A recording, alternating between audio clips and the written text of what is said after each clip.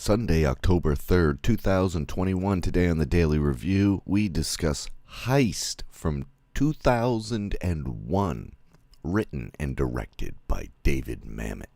With your host, me, Joe LaRocca, starring Gene Hackman, Sam Rockwell, Rebecca Pidgeon, Delroy Lindo, Ricky Jay, Danny DeVito. It's locked and loaded. This is, got a cast. Dandel, I don't know, whatever. It's Heist, a little under-the-radar movie that was released November 2001. Not a time people were remembering the movies that were coming out, if you know what I mean. Lots of other things going on in the news.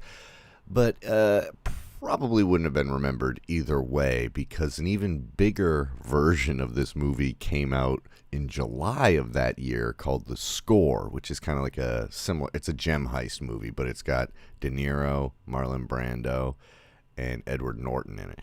I saw both of these movies in the theater, and I have not seen them since until I watched Heist again. And I remember both being pretty disappointing. I remember The Score being way too long. I think it's directed by Frank Oz, and that Brando's performance is weird, which is not, that's not surprising. Anyway, this film is about Gene Hackman is an old heist guy, and he's gonna do one more job before he moves south. And he's also a ship. He makes boats, and he's got this boat, and that's like his dream. He's going to take his boat south with his lady, played by Rebecca Pidgeon. Is it pronounced Pigeon? I feel like I'm saying it like in an American way, and then it's like in French or something. It's like Pigeon or something more prestigious sounding as opposed to pigeon. Anyway, sorry. And that's kind of what he wants to do, is do this one last job. But then the boss's nephew, I think it's his nephew, or just someone affiliated with the boss, played by Danny DeVito, which is obviously not funny, but it's interesting that he's able to play an intimidating character, being that he's his look, and that he's usually in comedies, not just that he's very small, but he's but he does it. It comes off better than a lot of other things I've seen. Anyway, I think his place is called Quincy Marine, so I think he might be in Quincy, Massachusetts, because the heist takes place at an airport, and I think it's supposed to be Manchester, New Hampshire. I think there's an airport there, but even though there's Massachusetts license plate, unless they are saying that it's Hanscom, which is like a military base, which would not make any sense. And it doesn't look like a military base. And also the plot would be impossible if you were on a military base. But maybe it's just another, I don't know. They don't really get into details. I know they filmed a lot of this in New Hampshire. Anyway, the nephew or something like that of Danny DeVito, Sam Rockwell, they make him come along on the heist for insurance, and so that he can, learn the ropes or whatever, be a part of a job. And so that throws a wrench into everything, because he's like a young buck. He doesn't know how he's doing everything. So then what's kind of great about this movie, it's got the great Mamet dialogue and fucking awesome performances, especially Gene Hackman and Delroy Lindo are they make this dialogue so real. Dan DeVito says it, and it's good, and it works, but it doesn't feel like people actually talk like that. But Gene Hackman has a way of making it just really blended, because it's kind of like a heightened form of language. People don't really talk the way they talk in Mamet movies, There's a rhythm and a poetry to it, which I think that definitely when I first saw this, I didn't get. I was just like, huh? What's going on? And didn't appreciate some of those aspects of it. Anyway, I feel like I've lost track of what I was talking about. It's got the great dialogue. It's got the great performances. They do it realistically. Some people don't do it realistically, but I think that's Sometimes it gets too Mamet-y, like, like there's a famous line from this Danny DeVito line that's everyone needs money. That's why it's called Money. That's like the most David Mamet line ever. I don't even know what that means. Or nobody lives forever. Frank Sinatra gave it a shot. It's like, God, who talks like that? But that's because I think it also works because, especially in this movie, everybody's acting. You never know exactly what the heist is and what everybody's goals are, which is great. And a lot of movies do that. Not a lot, but there's two different ways to do a heist movie. You discuss the setting up of it a great deal, like Ocean's 11, and then things start, you do it, but then things go wrong and you got to adapt, which is fine. That's fun. And this is like a different way of doing it, where the heist starts like halfway through the movie, and it takes like, I don't know, like 30 minutes or something.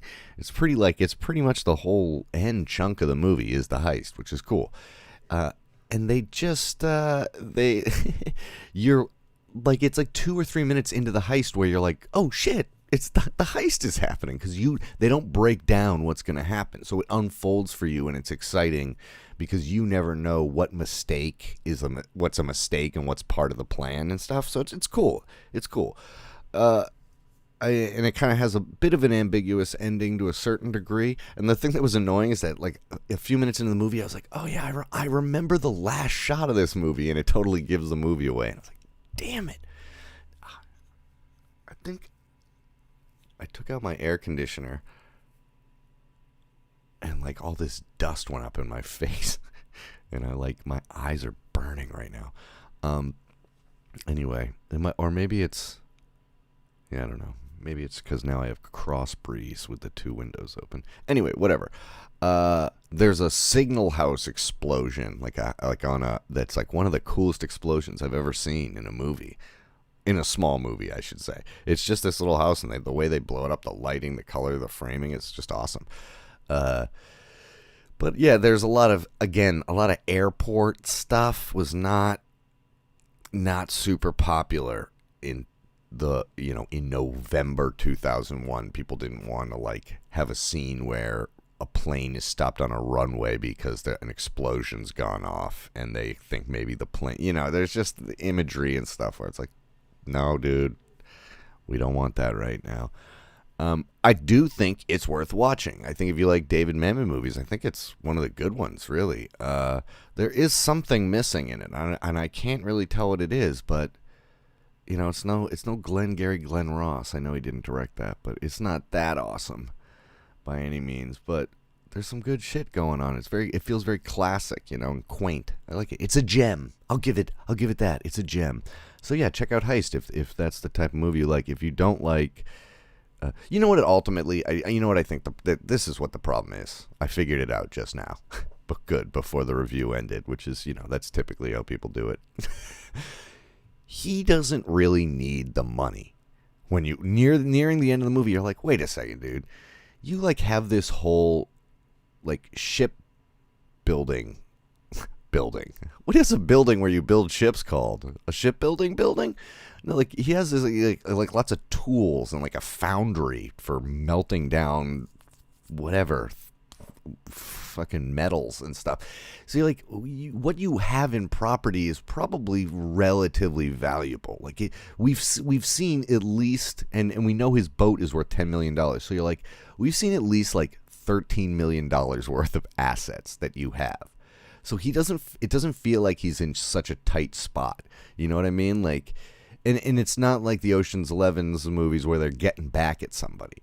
And maybe that is a part of this, but that's not accentuated very well. The getting back at Danny DeVito for something like that, or whatever. But you're just like, well, dude, maybe sell your $10 million boat, buy a $2 million boat, and everything's fine. And then you don't have to rob a plane of, gold bullion from the Swiss government or whatever the hell it is. So that there is a box switch at one point, without giving anything away, that I'm not sure if, it obviously it makes sense. It's whatever, it's fine, but the way they edit it, it's like that's a little unfair. Like you cheated a little bit. Like like you made it seem like they went directly to whatever, and then you know what I mean. So that's one. So there's two little things in there because when you have a heist, it's got to be pretty immaculate when your whole movie is about this. And then they do such a good job though that it isn't till near the end where you're like, oh, this motive is shit. Just like, oh goddamn, you know, like you don't need the money that badly, and it's not like he's holding something over your head, you know. Like anyway. Anyway, I thought it was good. And Rebecca Pigeon, I mean, I've definitely seen her before, but this was the first time I really was like recognized how good she is. And Ricky Jay is always great. And Delroy. Yeah. Okay. Okay.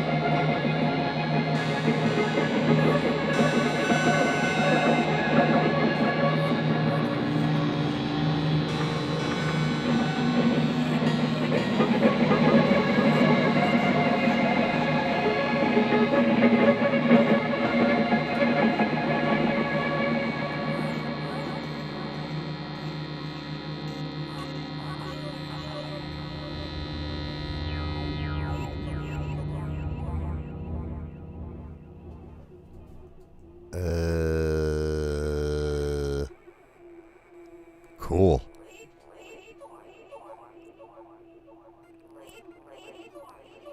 Is it saying wait for me?